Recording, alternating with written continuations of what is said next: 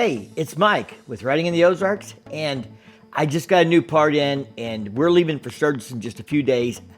I am super excited to get this on before we go to Sturgis. I've been wanting this for months, and you might not think it's necessary for Sturgis, but I do, because I'm staying at a campground. So if you watched my review videos, I already complained about how the stock fender doesn't come down and protect that radiator and grill area as much as I would like. So I can see the dirt in there. When I took this thing off and cleaned it, you can see it in there. You can kind of see some of it in there already. That area gets a lot of stuff in it because it's not protected well with the fender. This upgrade is going to change that, and the fact that we're staying at a campground. I've stayed in Sturgis before where we stayed at a house that was on a gravel road. We picked up a lot of mud, filled up the oil cooler on my wife's Softail and stuff. We had to rinse it all out and everything. I just got a box from the Factory Match. And if you didn't know, they do color match parts. I've got the headlight trim, the lower radiator. Next is this fender, and then after that, we'll do inner fairing probably this winter. But they do color match parts, and this particular fender is a Klockwerks fender. Now, it's been out of stock. I mean, that's how popular it is. They just got them back in. He just got it painted and sent to me just in time for Sturgis. Really appreciate Josh doing that. If you guys don't already know, we partnered up with the Factory Match.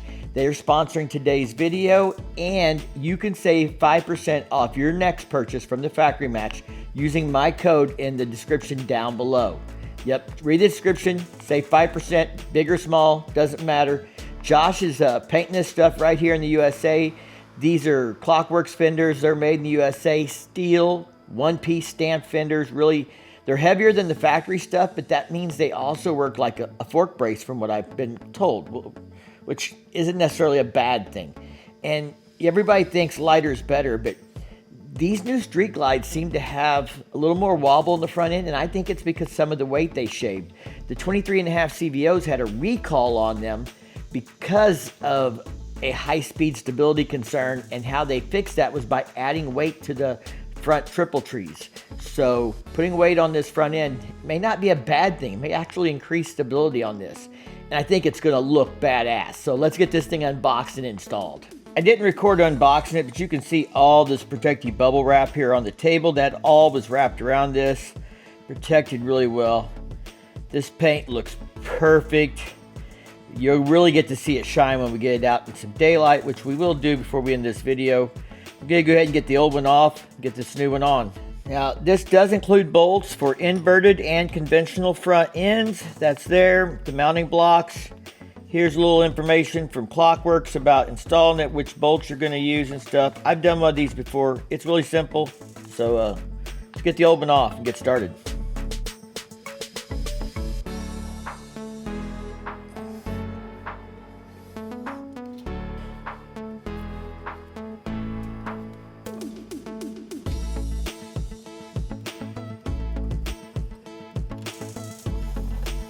I don't have this all the way out yet, but I do have it all loosened up, made sure I wasn't gonna have any problems getting any of these bolts loose. And you're gonna wonder what I'm doing here now, but I'm putting painter's tape on my forks.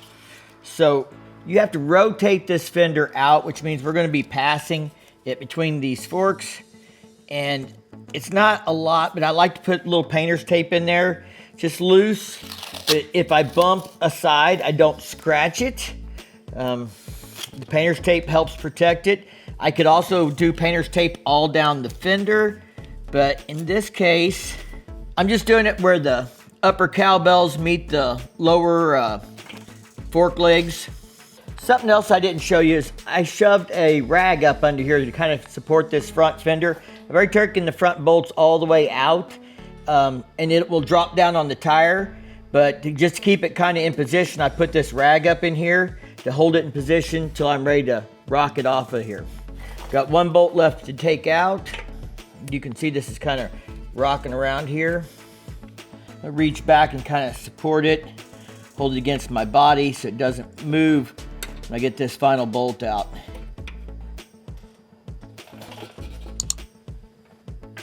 There we go. That rag fell off the low side of the tire. My new fender is going to fit a lot tighter on there, so I'm going to put that in there, but I don't know if I'll even be able to get it much on there. Now I'm leaving this wrap on here till I kind of get it in position to help protect it.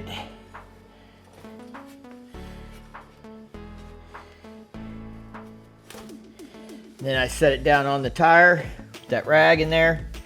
Then I can kind of peel all this out. Now with the new one, we have mounting blocks and bolts and nuts. The factory fender, there are welded in nuts or molded in nuts. So this is a little tougher to do, especially by yourself.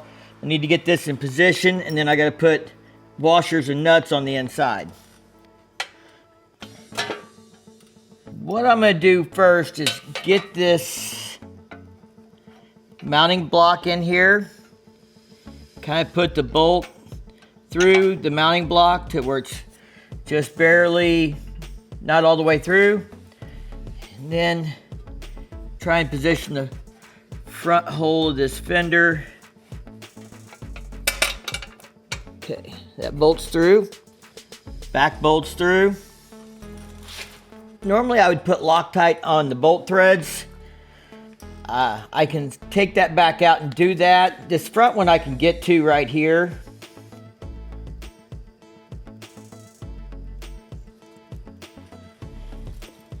Then I'm just gonna run my finger through it and go back and run it on the other one. Sorry, I should have probably done that before I put them in, but it's easier to do it once it's in this case than trying to run it through there with the Loctite on it. All right, I got one side done. I'm gonna go ahead and do the other side. I'll see if I can get the camera down here where maybe you can see across what I'm doing on the inside there, just so you, well, you don't need to see that. It's really not that hard. It's a bolt and a nut and some Loctite, okay? For anybody that wants to know, it's a 1/4-inch hex to take your factory bolt out. New one's the same size. And the nut takes a 1/2-inch wrench to hold it. I'm gonna get the other side bolted up. Then we'll talk about what the torque specs are. I'll go look them up and we'll finish tightening this thing up. And then we'll take it to Sturgis and I'll show you exactly why I want. But before we're done, you can already see that fender's down below the radiator, but I'll get you a good shot of that. Now that I got 3 bolts in, it's held in position really easy, so I don't have to worry about trying to hold it while I feed this in. So Loctite, again, my favorite gel Loctite, link in the description. This stuff is great.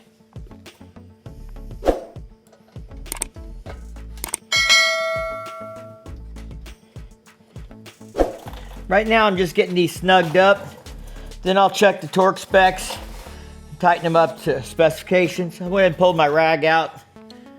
It's really nice that this comes with bolts for inverted front forks or the conventionals. I don't have inverted front forks yet, but it's on my wish list. Maybe if YouTube's really good to me through the winter, I can afford it come spring, and I'll have the hardware. I'll save these bolts for that purpose. I really recommend you get a torque wrench if you don't. This is 20 to 25 according to the manual foot-pounds. I set it for 23.5. See that? That's all you need. When it clicks over like that, that means you're there. That's when you stop. All right, I'm gonna finish up the other side, and we're gonna talk to you when we get to Sturgis, and I'm gonna show you why I wanted this fender so bad. All right, guys, my bike is filthy, staying at a campground, running around on dirt roads and things. This is what it looks like.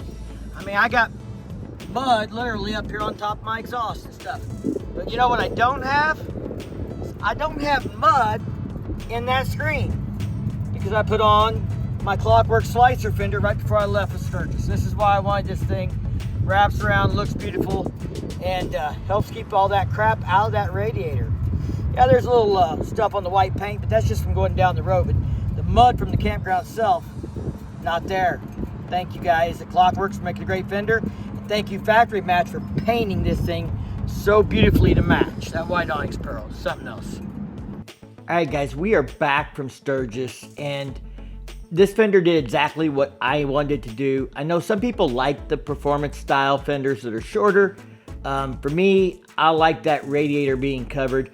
Based on where Harley Davidson placed that down low, I really think a longer fender helps keep that radiator clean, keeps the bike running good, and prevents damage to that radiator fins and stuff. So that's my opinion on it. But if you like the shorter styles, Klockwerk has, you know, other fender styles and things like that. You don't have to do this whole wraparound fender.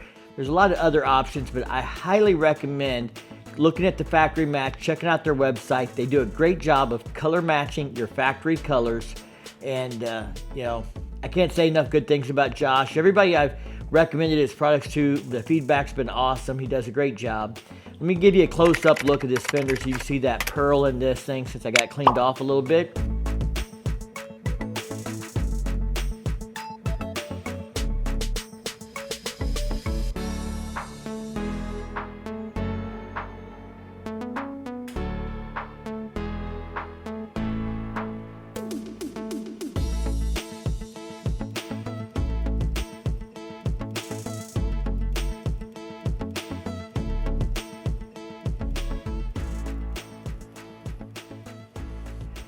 All right, for those of you that knows the fog lights, future video coming on that. I've already getting people asking me questions after a couple of posts about them online. But I hope you guys enjoyed this video. Please consider the factory match for your color match parts. Y'all stay safe, keep on riding, and we'll see you in the next one.